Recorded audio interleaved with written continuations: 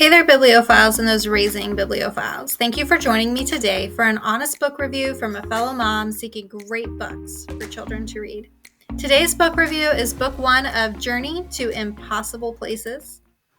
So Journey to Impossible Places is a book series by Ted Dekker and H.R. Hutzel. The book 1 is called The Fall.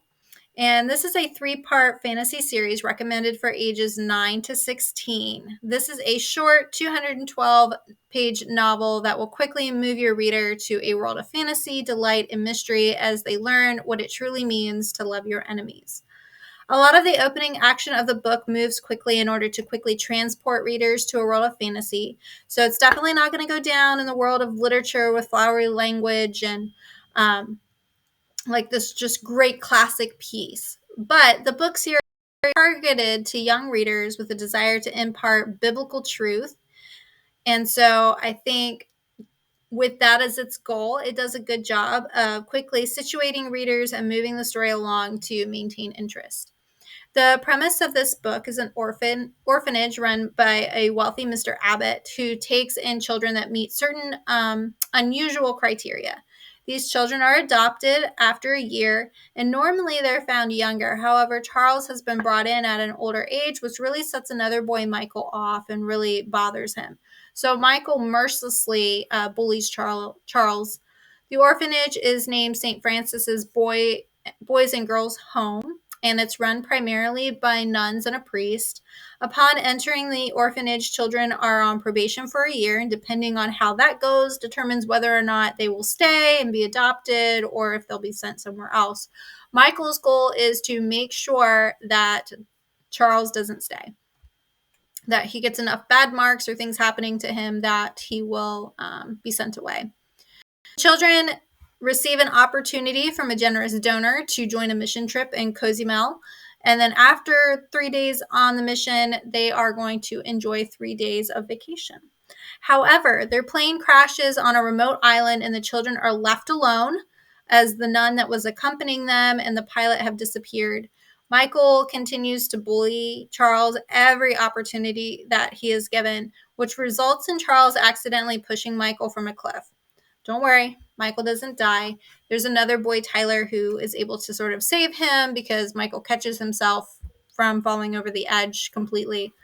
After this incident, Michael's new mission is quite literally to kill Charles. The description of the bullying, physical and verbal, is actually quite intense, as well as Michael's professed plan to kill Charles.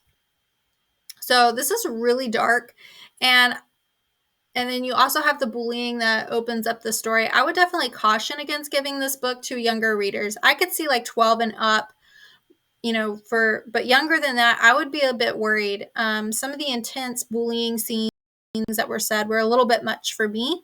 And so I just want to caution you and just make you aware of that. So after being ostracized from the group because of the incident that happened with Michael, Charles disappears into the forest one night. Michael, of course, sees him and follows along. There's this luminescent butterfly that is sort of part of the story. Charles can see it, others can't. And so Charles is following this butterfly, and Michael is following Charles. Ultimately, they end up in a new world called Lumina. This world is shrouded in darkness, and the eyes of the people themselves are hazy. There's a film over them, and they're kind of gray, almost like a blindness.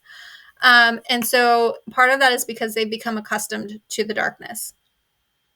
So also, spoiler alert, you discover that Michael and Charles are actually twin brothers from this world, that they were sent to the present world in America to keep them safe from their father, who has given his heart over to the darkness. So through a series of events, Michael ends up with his father, who convinces him to find his brother him from succeeding in bringing the power of light back to Lumina. Charles goes on a mission to obviously save Lumina by entering 3 strongholds. And so the strongholds that he has to enter are envy, judgment, and anger. And once he overcomes the stronghold, he'll receive a key. And having all 3 keys and placing them in a particular spire that's in the story in the castle, it will once again release the light back into Lumina. So The story ends for book 1 with sort of setting up for Charles to begin going and finding each of the keys from the strongholds. So no strongholds are entered in book 1.